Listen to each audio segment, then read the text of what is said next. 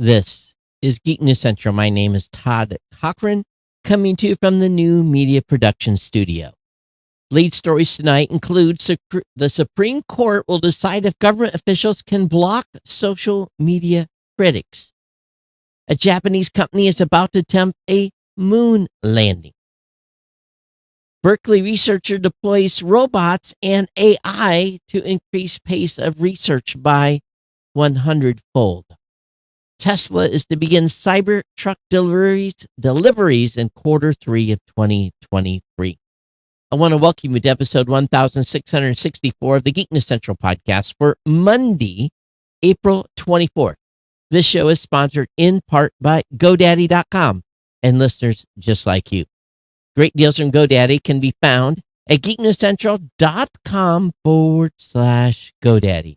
You can support this show in many ways by going to geeknewscentral.com/insider and become a Geek News Central insider. I want to give a warm welcome to all the new listeners of the shows and those of you that have been with the show for a very long time. Thank you for being here. For those of you new, make sure you get over to geeknewscentral.com. Check out all the great content on the website. And of course, make sure you follow or subscribe to the podcast, as well as sign up for the newsletter on the main page. Do that to follow and never miss a single episode of this podcast. Of course, you can join our chat room. Our chat room is available at geeknews.chat. That's a Mastodon chat server, or on our Discord channel. Link is in the show notes. You can always contact me via email, geeknews@gmail.com, geeknews@gmail.com, or at geeknews on Twitter. Of course, you can follow me by searching for my name, Todd Cochran, on Facebook. So, hey, that's the best way to stay connected with the show. Of course, we've got partner shows. They're all linked at geeknewscentral.com. That includes the new media show, includes the Gadget Professor, Mr. Don Bain, the GNC Week in Review with our executive producer, Kirk, and his co-host, Scott.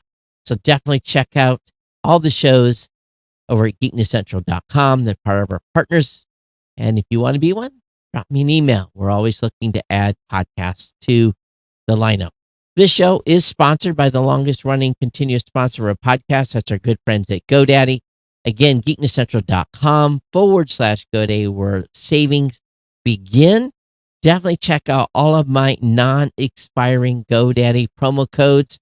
And really, those deals are the best deals on the planet when it comes to hosting deals. I've got $1.99 a month economy hosting for the first year of the free domain, $2.99 a month managed WordPress hosting for the first year with a free domain. Again, the two best hosting deals on the planet, or 30% off on new product purchases, $4.99 for .com, new or transferred in for new customers only, and or a free trial of GoDaddy website builder, your choice of personal, business, or business plus plans.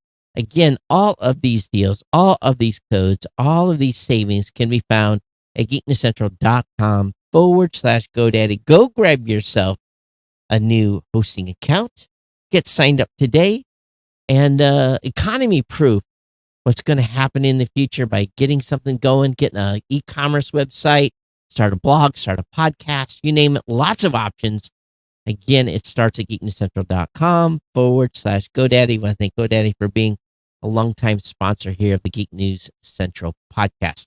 Well, I tell you, it's been a few days since I've been with you, largely because travel.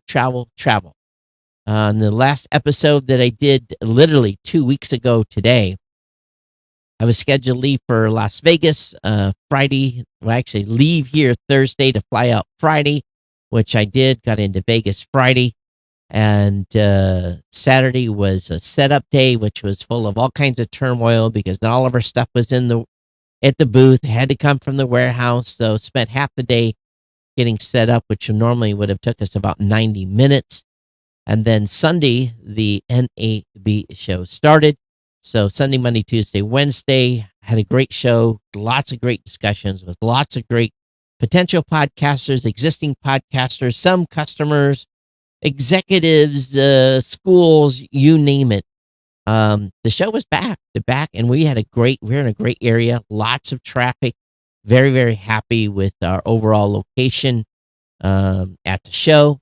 So Vegas went off pretty much without a hitch. Was really good. It flew back here on Thursday, I guess.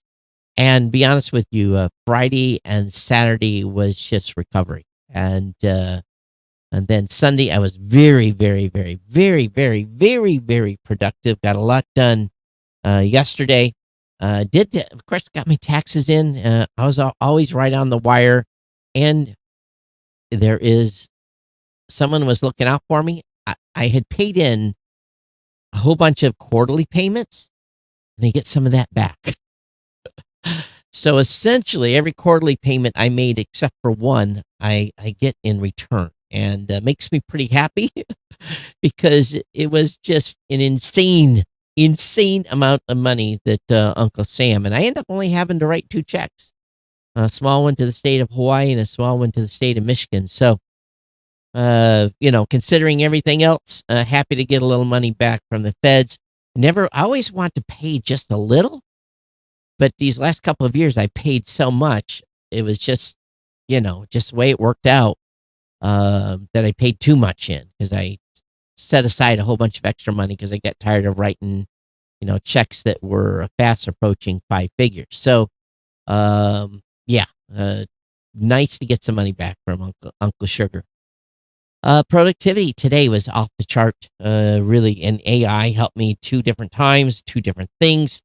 Saved myself 2-3 hours. Again, where appropriate, AI has saved me a lot of time, especially with Chat GPT.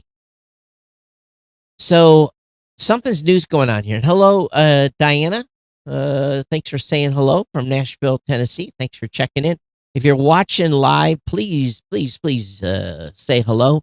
For some reason, and I don't know if it's Elon Musk's fault or not, but we went to do the Twitter live today, and I no longer have a create account. I don't know what's happened. I have no ability to stream my normal way into Twitter, so I'll be looking at that over the next few days. But yeah, Twitter has closed the create account, and to be honest with you, I just I don't know what happened, and I can't find anything on Twitter of them canceling accounts. Not a lot of people had access to begin with to streaming live on Twitter, but it got quite a view. It was very efficient because we got a lot of views over there, a lot of comments on the content. So I'm going to miss that if they pull the plug on this considerably. So anyway, that's what's going on, and I got a good stack of stuff for you tonight in the show. Yeah, and being off for 2 weeks, it was be honest with you, even though I was working, and the week in Vegas was filled with daytime and nighttime activities. I'm going to be kind of frank. I had really hated being on the Strip before. This time we stayed at Harrah's, and Vegas has gotten too expensive. I mean, they have raised the prices on everything. Now, Fremont Street, I can eat and dine down there reasonably. $25 get you in, get you out for most meals as an individual in the Fremont Street area. You get on the Strip, it's a minimum $50 to $60 a head per meal. It was, I think the first night there, I was not gambling. I ordered a cocktail, and it was like $17. That blew me away. $17 for a mixed drink on the Strip. That's just, you might as well put $20 in the poker machine and try to, play long enough to get two drinks out of them. It's insane. And of course, water in the hotels. If you get to Walmart and buy a case of water, that's a smart thing to do. But otherwise, you're paying $6.50 for a bottle of water. Things have just gotten insane on the Strip. I don't understand how this many people are going and staying on the Strip as they are, because of the cost. I was able to go off strip 2 or 3 times for evening meals, just one street back on Paradise, or go over have ribs, $24 in and out, different places, Ellis Island, and then going it just any place but the hotels. They just hammer you. And after you've been working all day, the last thing you want to do is get up and kind of move around. Yeah, you got the food courts, but still, food courts $20 a head. By the time you get a meal and a drink, $20. Of course, you go to McDonald's today, you're going to spend $10, $12 anyway. But still, it's just that much more insane. I'm again, I'm pretty sick of Vegas, and you guys know how much I have to go there because of trade shows and so forth. But I think I'm done.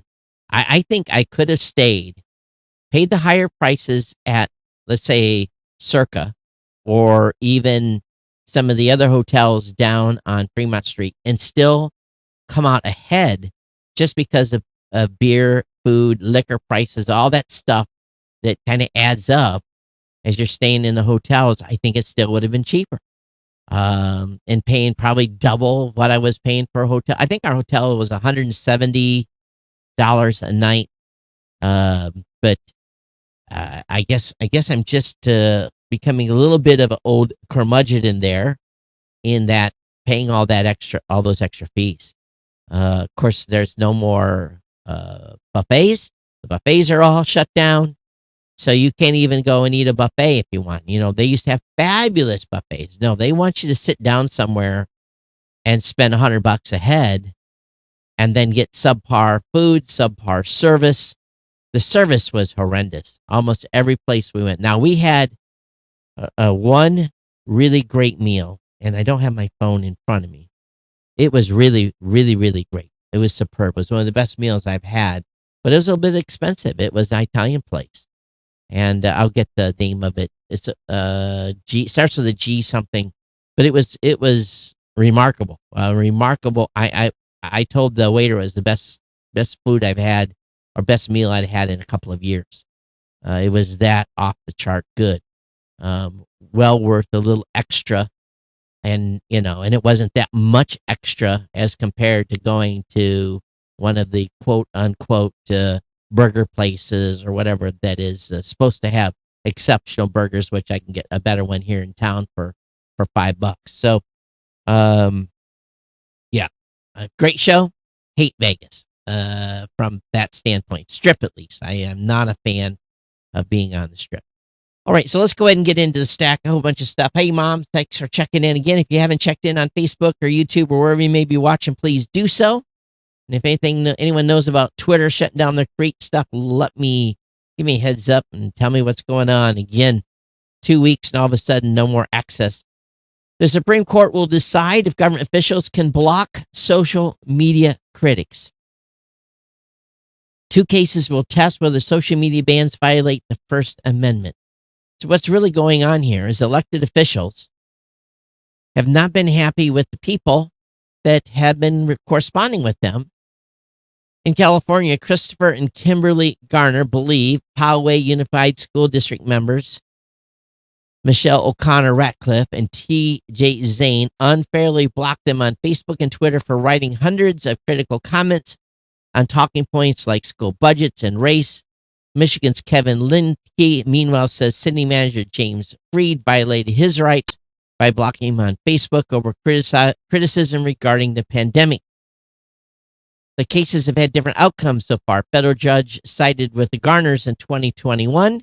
An appeals court upheld the decision, noting that O'Connor, Ratcliffe, and Zane both used their social accounts in official role. However, the federal judge in the other case ruled for Freed in 2021, who won an appeal in 2022. Freed wasn't acting as city manager when he blocked Linke, the judges found.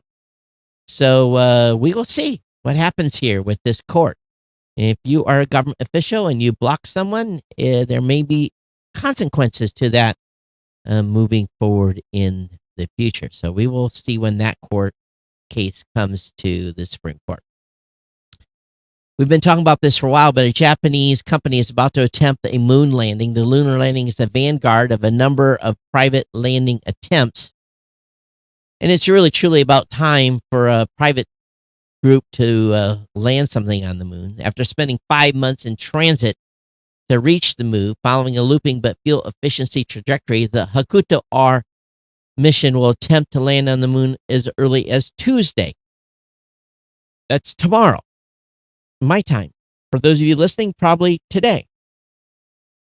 If its mission operators decide to proceed, the landing will begin as soon as 11:40 a.m. Eastern on Tuesday, and it will be live streamed on YouTube. There will be a link to the YouTube channel on the page from this within the show notes.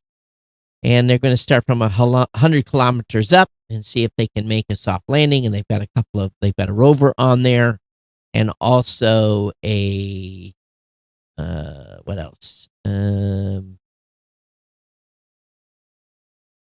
Yeah, they got two. They've got two different payloads, and both of them are designed to rove. So we'll see what becomes of this if they make a successful landing. So good luck to them. Berkeley researchers have deployed robots and AI to increase the pace of research by 100 times. And this is truly, truly fascinating what they have done. They have 3 mechanical robots that basically can pick stuff up and move it around. And they have basically AI hooked to a microscope. And they're basically trying to test different materials. And this is a material research laboratory. Robots do the work, and AI can make routine decisions. And this works around the clock. Research facility instrumentation have come a long way. But the A Lab is a 600 square feet space equipped with 3 robotic arms and 8 furnaces. This began in 2020 and with funding from the Department of Energy and complete in 2022. The role of the A Lab is to synthesize novel materials that can be used to build a range of new products such as solar cells, fuel cells, thermal electrics, which generate energy from differences in temperature, and other tech in the clean energy sector. Scientists have been using computational models to predict novel materials for many years now, but testing of them has been a major bottleneck since it's very slow. And this process can be accelerated as much as 100 times compared to human, because basically the robots do all the mixing of the ingredients, put it in the furnace. Once it's done, it pops out of the furnace and gets sent over to into a X-ray difframeter and electron microscope, the result of which are sent to the AI, which then rapidly iterate the process until the desired novel material is achieved. Humans keep an eye on the process through video feeds and system-generated alerts, and I'm currently fine-tuning the laboratory to add the ability to restock supplies and change precursors, while allowing liquids to mix and heat in the process. So this is basically some incredible science being taken place, and it's just going to speed everything up. Going to speed discovery up. And I think we're going to start seeing this repeated many different places. And there's a great picture for those of you watching live. Picture of the robot arm. The samples doesn't show the furnaces or anything, but still, if you think about this, it makes sense. Let the robots do the work. Let the AI algos determine what's good and what isn't, and quickly move on, instead of having to have a mostly human intervention. And I'm sure at some point the AI will get smart enough to start predicting incremental changes to any type of formulas to get the best results. It is pretty incredible. And I know very little about this, but it makes sense. It really, really does. No one has to be there. No one has to be awake. No one has to, these things work all night, 24/7. Just need the power and supplies to make sure they keep going and make sure the analysis is good. So exciting, exciting stuff. And when we start doing this with medicines and other type of research, I think we're going to make very fast achievements Tesla's to begin Cybertruck deliveries in Q3 2023. This sharp-angled electric truck has faced some pretty heavy delays since its inception, but things appear to be looking up. And again, they expect the initial delivery event for the third quarter of 2023. So, they announced this in 2019. And of course, we know that mass production won't happen until 2024, but this is pretty exciting that they can get these things to the point of delivery. Can't wait to see one on the road. Now, the single motor configuration was originally going to start at $39,900, but it's going to have a bit of a price bump. The final cost is yet to be determined, but the 3-motor configuration will still cost more than its original $70,000 starting price. So Tesla still has to deliver over 1 million pre-orders. So it's likely to be closer to mass delivery when Cybertruck fencers find out when they're going to have their latest price and so forth. So that's 1 million orders. Amazing. Google I/O 2023, what to expect and how to watch. Well, we're going to have new Pixel devices, AI tools, and more.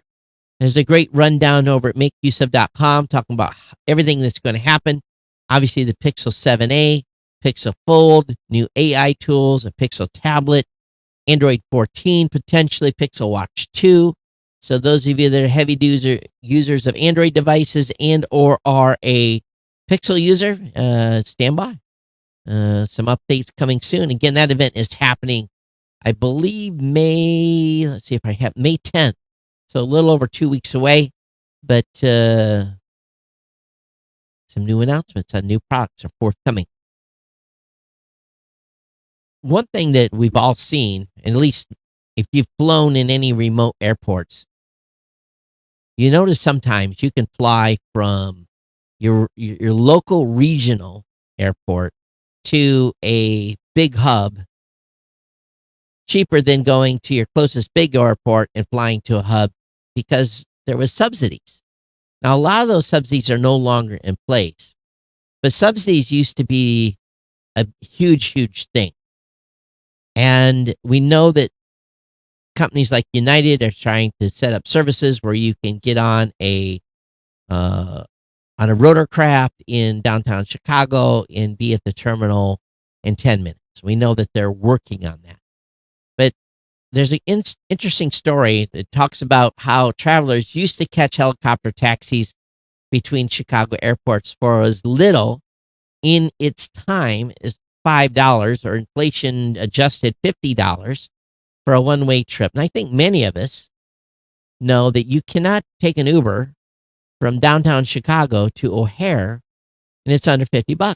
That just is not possible unless you're 3 a.m. and it's no traffic. We've all been in the back of a cab or Uber as we've crawled through downtown and, trying to make a flight. Maybe you don't have a refundable ticket for all those things, right? We've all been there where we've had to do the dash in the terminal, or maybe just, dash to get to check-in. With Uber and Hyundai and United Airlines and Archer working on VTOL aircraft, that might be possible soon. But in the 60s, following World War II, the government had a massive surplus of military aircraft, talking about north of 150,000 airplanes. And they basically sold those off and then did subsidies to make sure that the companies that bought them were able to fly them and be able to get from point A to point B quickly. And then the government subsidized that flight. Well, the subsidies are gone, but this is a great story, historical story about how in Chicago, 126 flights a day carried over 6,000 passengers daily from downtown Chicago to the airport. And of course, there was some crashes that were involved.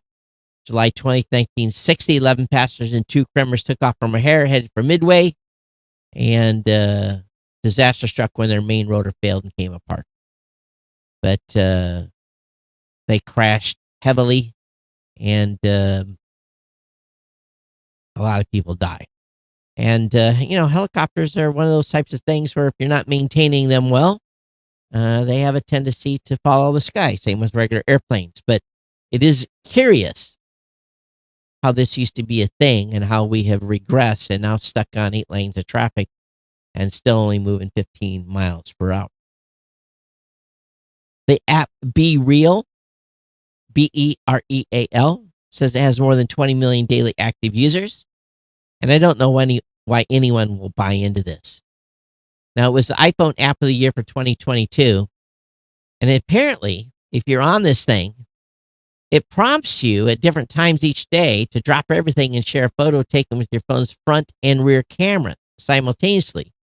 You have a 2-minute window to do this with the idea that you'll share authentic updates from your life. Your friends are notified when you post late or retake your photos. That's part of a social experiment I don't want to be part of. But anyway, BeReal claims it has 20 million daily active users in its inaugural post. The BeReal team notes it has been quiet as it's been busy. And how many of you are using BeReal? I really don't understand it. They've released a feature that could lead to an uptick and perhaps keep wavering users on board. It's called Bonus BeReal, which the company is testing in the UK. Allows users to post 2 extra snapshots per day at times of their choosing, as long as they share their regular BeReal on time. Count me out. What if you're sitting in the bathroom when your 2 minutes are up? What do you do then? Or you're changing clothes? Or you're in the shower? No, thank you. Sega of America, those workers are forming a union. The group has asked Sega to recognize the union voluntarily ahead of an official vote. So they're going to be they're going to be joining the Communication Workers of America, calling themselves the Allied Employee Guild Improving Sega, AEGIS-CWA. So there's 144 workers across Sega of America localization. So we'll see. We'll see what happens if where this goes, or if Sega fights them. Being that if Sega is still a Japanese-owned company by trade, I would think that they probably would be for it, because Japan is quite pro-union. So we'll see. Again, I don't know how their structure really works. Moving on here. There is an interesting story about a grad student. He's helped design artificial muscles you can toss in the compost bin. Now, when I first saw this, I kind of thought, okay, this is interesting. Not necessarily. But this study, and what was developed by a series of soft robotic actuators entirely made of sustainable ingredients, the muscle robot is versatile as a traditional HASEL, HASEL actuator, and in some cases can flex for 100,000 cycles or more without breaking. They say it was particularly exciting. We end up with a material system that is biodegradable and can still match key performance metrics of actuators made from non-biodegradable materials. The sustainability of new material system now opens up very interesting avenues for applications that require components designed for single or short-term use, for example, in the area of food handling or medical application. So this is a different kind of robot, obviously. Something that is rigid and you don't want to, basically cycle out because it biodegrades. This is interesting for those of you that are into robotics. You can see where this technology may lie. And the group's actuators work by shifting fluid around in squishy sacks, can power robotic arms and legs. They also dissolve naturally in soil over a period of a few months, making them more sustainable than previous models. and they say you can dispose of them in an industrial compost bin. The question is, do they make something like this that can depose, uh, can can dep- uh, can basically degrade in the human body without causing effect? That's the next question. Time will tell. So, robotics used in interesting ways. Disney begins a second round of 7,000 planned job cuts targeting ESPN, theme parks, entertainment, and more. So, if you work at Disney, be aware it could be coming forth to you. So, Disney doesn't expect hourly frontline operation roles at its park and resorts to be impacted, the company told Insider. Of course not. Those folks are there. It's a lot of seasonal stuff. So we'll see. But we'll see how big the cuts are across ESPN theme parks and their entertainment division. Getty Images, I'm not a big fan of them, but, they are a very, very powerful company. Getty Images have been Getty has been an offer to acquire. They've been given an offer to be acquired by Trillium Capital, over $10 a share, almost double of what their stock price is. The offer price, which could value Getty was $4 billion, is nearly double Getty's closing share price of $506 on April 24th. Getty shares rose as much as 62% as the market opened in New York. Trillium said this proposal is contingent upon the number of things, including immediate engagement by the Getty board. The activist investor said it may consider permitting shareholders who own more than 80% Getty shares, including the Getty family, Koch Industries, and Neuberger Berman, to roll some or all of their shares into the transaction. So, still acquisitions happening out there, ladies and gentlemen, for those that have money. In Californians have bought more than 1.5 million electric vehicles. 21.2% of all new vehicles sold in California Q1 were plug-in vehicles. And of course, they're far and away the country's largest adopter of plug-in electric vehicles. And so no other state in the nation is doing as much as we are to accelerate an electric and zero-emission future, said Governor Gavin Newsom. Now, the question is, are they going to have enough power to charge these things? That is going to be the question.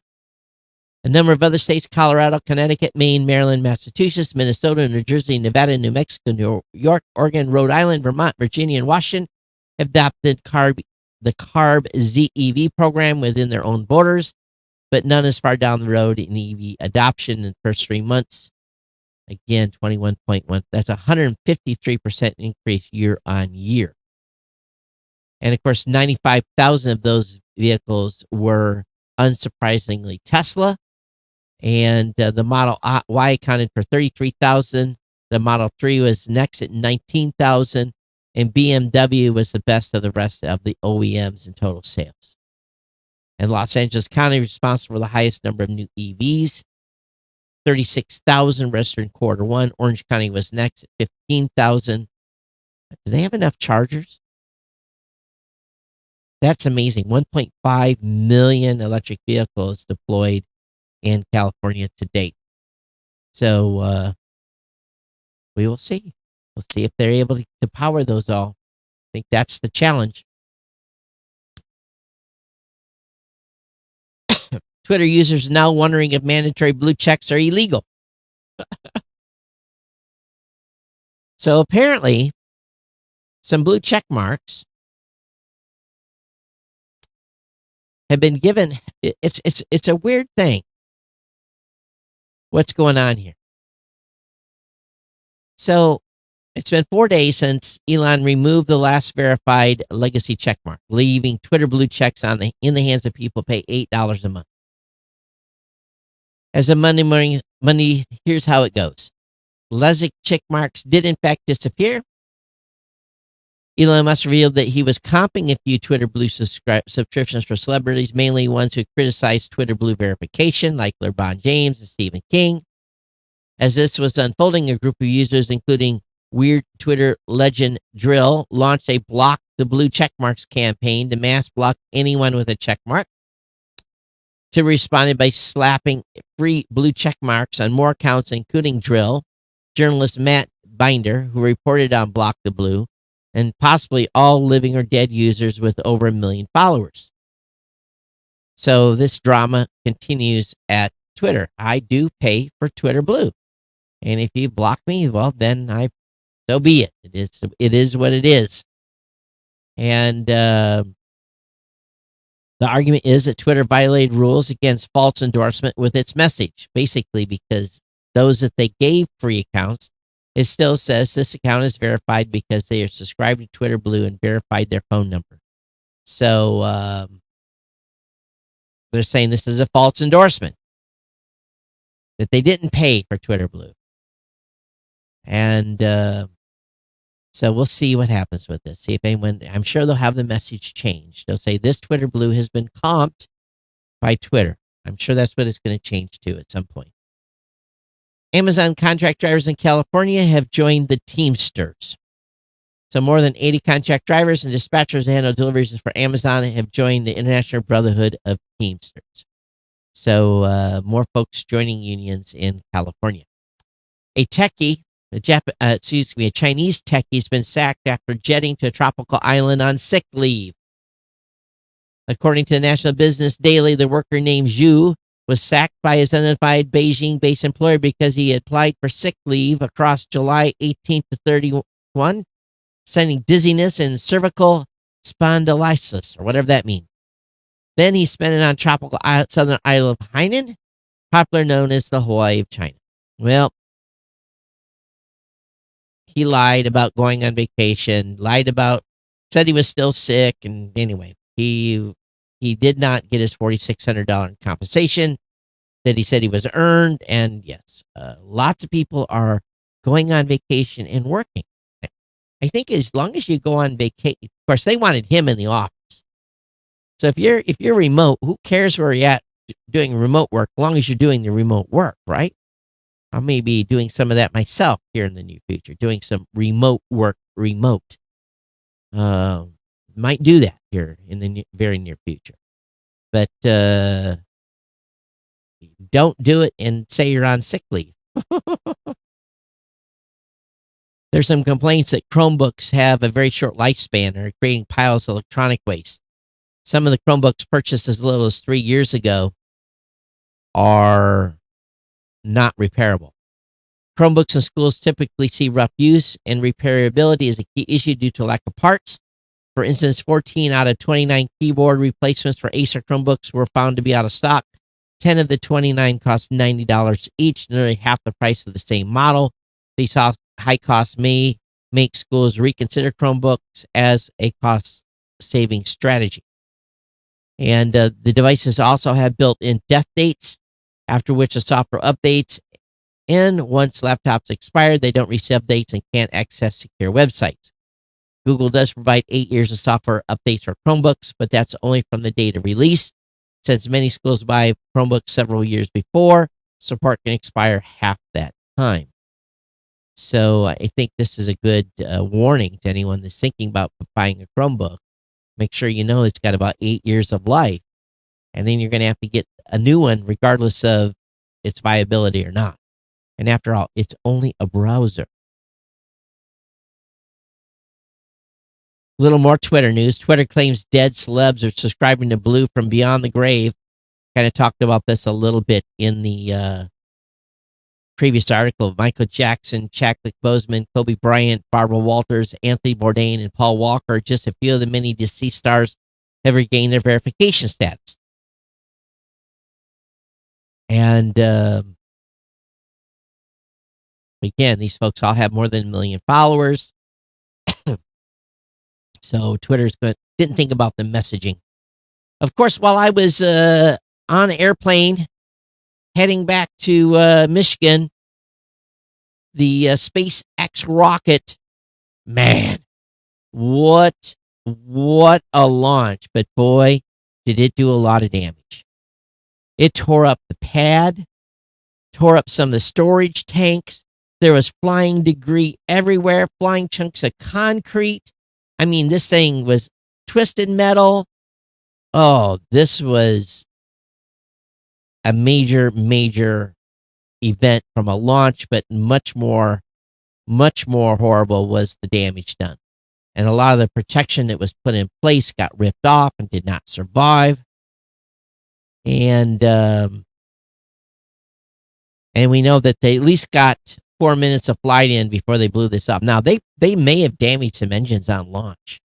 That might have been the problem here.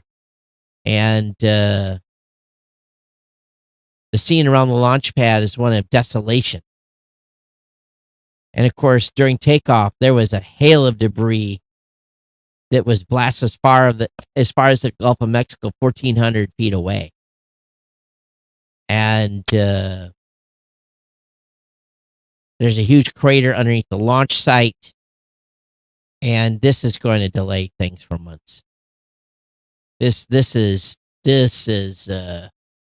they need a water deluge. They need all kinds of stuff here.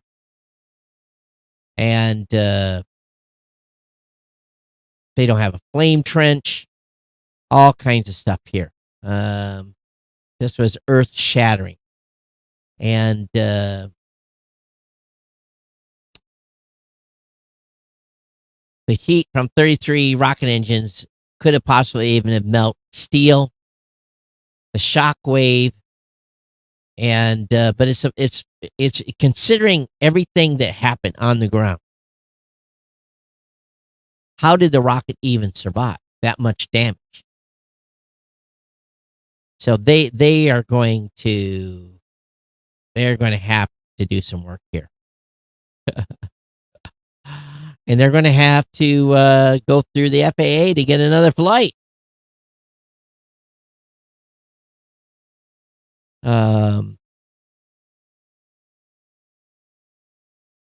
It was more of a success than failure, but boy, oh boy. Huge debris field.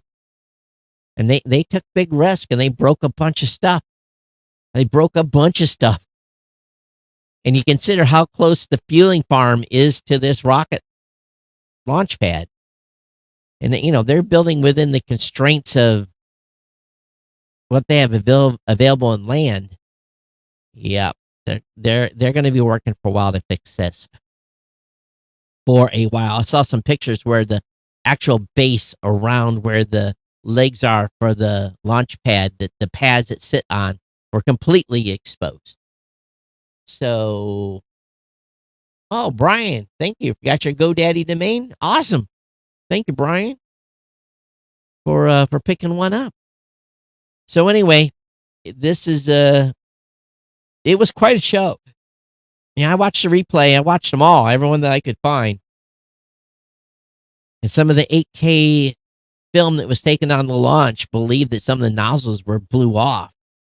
So, again, I think flying debris before this thing, because they basically started the motors, then throttled up to get it off the pad. They didn't go to full thrust right away. That might have been a mistake. They was probably, because they sat on the pad for 2 or 3 seconds before the actual rocket took off. But you got to admit, if you saw the videos on YouTube or anywhere else, it was quite the show.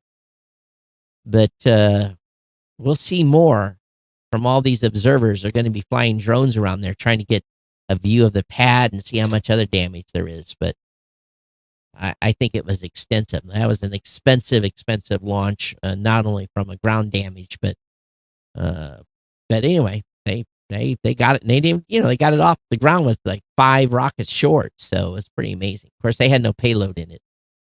Astronomers are make frightening new supernova discovery that would obliterate life on Earth. Essentially, if we have a star within 160, let me see if I get this right, within 160 light years, if there's a star that goes supernova within 160 light years of Earth, things could go very badly for us. Now, they've studied the stars within that radius and say that we're not in any danger. because there is no potential supernova within the X-ray danger zone. Because when a star goes supernova, it puts out all kinds of nastiness, just like a nuclear bomb does, but at a much higher scale. When a star goes supernova, it basically gives out much more energy than the lifetime energy of our sun. And so, in other words, we don't want anything going supernova close to us. The farther away, the better. Because if it does, we may not be long for this earth. Link me up in the show notes for you to read. Department of Homeland Security is betting on AI to help handle China. In an address at the Council of Foreign Relations on Friday, Secretary of the U.S. Department of Homeland Security announced the department has created a task force to look for AI tools that can detect and defend against threats to national security, including those posed by China. Beijing has the capability and intent to undermine their interests at home and abroad and is leveraging every instrument of its national power to do so. From its increasingly aggressive presence in South China Sea to the overseas police station used to harass and intimidate dissenters. A PRC invasion of Taiwan would have profound reverberations to homeland, putting our civilian critical infrastructure at risk of a disruptive cyber attack. The Secretary announced the department will therefore create an artificial intelligence task force intended to drive AI applications that could be used for a homeland security mission. AI will also be leveraged to detect fentanyl shipments and slow the influx of dangerous drugs to the United States. Well, just get the border closed, and that will help a lot. And of course, I say I'm going to try to have AI that has no bias, whatever. According to Secretary, the world could be on the precipice of becoming one where criminals 3D print weapons or modify consumer technology like drones to evade law enforcement, or where cyber criminals are emboldened to the point of holding for ransom the critical services of an entire company. Well, that's already happening. Some of it is. So, link will be up in the show notes. I don't think AI is going to help that quickly. Apple App Store policies upheld by court and antitrust challenges brought by Epic Games. So Epic has lost its challenge to the 2021 ruling favoring iPhone maker. Basically, a panel has affirmed judge finding that the App Store isn't a monopoly. If the App Store is not a monopoly, what is?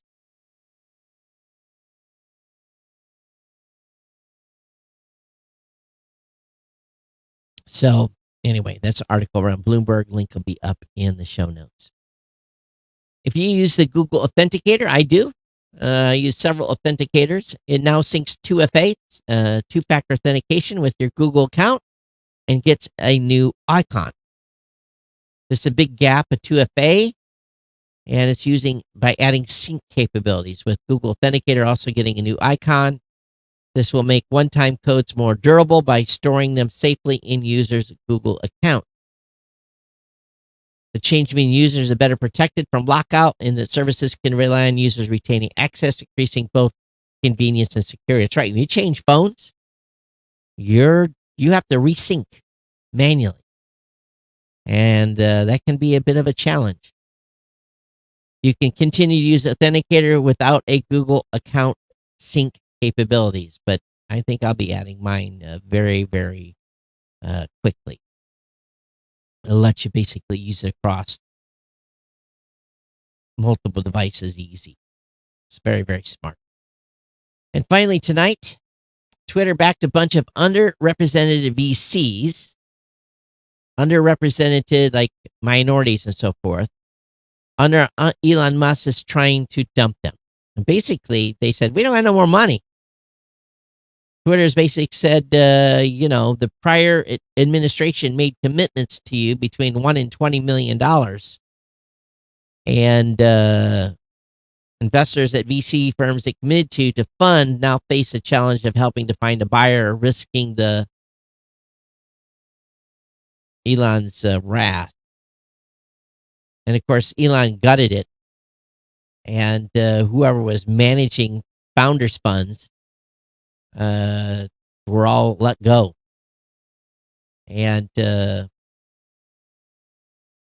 Today, the Twitter corporate development team mostly departed, according to sources that prefer the particular startup investors it backed is suddenly orphaned from those who champion it as Twitter's new regime looks to cut costs any way possible, failing to pay office rent, cloud, and software bills to charitable donations already deducted from employees' paychecks.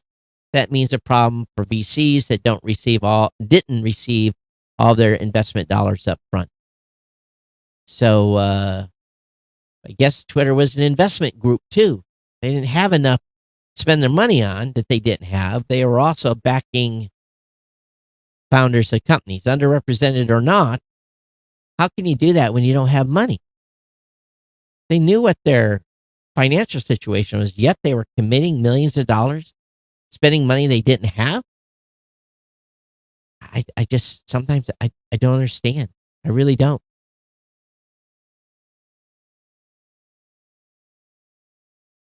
They were writing $1 to $2 million checks and promising up to 20 million. Twitter was in the habit of buying 10 to 12 startups each year. In other words, they were buying companies.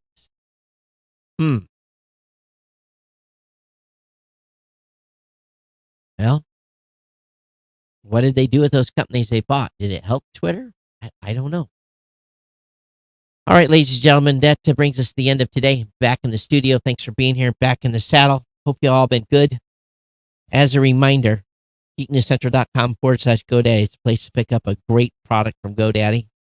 At Geek News is the place to send me a comment on Twitter. I'm on at Geek News at geeknews.chat as well on Mastodon. So you can look me up on Mastodon as well. Of course, the email here is very, very simple. It's geeknews@gmail.com. If you haven't become an insider yet, please consider doing so. You can also make donations to the show. I will get into the boost and boostgrams that came in when I'm basically behind. So I know some have come in, and I want to thank everyone that has donated Satoshis while I have been out. And there's been a number of donations that have come in. So make sure we get those covered during the next episode. I'll go through those. Matter of fact, I'm trying to log into the account right now and see what has funneled in. And